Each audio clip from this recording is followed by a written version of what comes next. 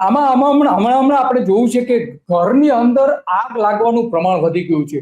તો શું કારણ છે? લોકો એના જે ફર્નિચર થી લઈને જે પ્લાસ્ટિકના ચીજ વસ્તુઓને એટલે કે જે ઝડપથી સળગે જાય એવી ચીજ વસ્તુઓ અને ડેકોરેશન કરી રહ્યા છે, એ પણ કારણરૂપ હોઈ શકે ખરું આમાં? હા, ખૂબ જ અગત્યની બાબત છે કે આજે સલામતીની સામે એસ્થેટિકને જે રીતે મહત્વ આપવામાં આવે છે કે બધું સરસ દેખાવું જોઈએ, સારું દેખાવું જોઈએ. આપણે ત્યાં કન્સીલ વાયરિંગનો જે કોન્સેપ્ટ છે, કન્સીલ પાઇપિંગ અને કન્સીલ વાયરિંગ, આપણે જોખમને સંતાડીએ છીએ કેમ? જોખમ તો આંખ સામે હોવું જોઈએ કે તરત કંઈ પણ થાય તો આપણને દેખાય.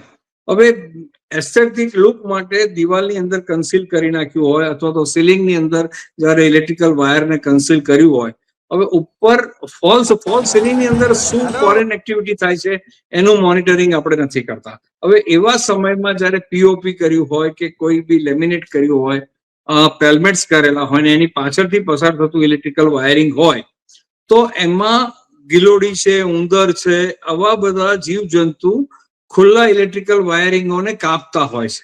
અને એ જયારે વાયરને કાપે એટલે ત્યાં શોર્ટ સર્કિટ થઈ અને એ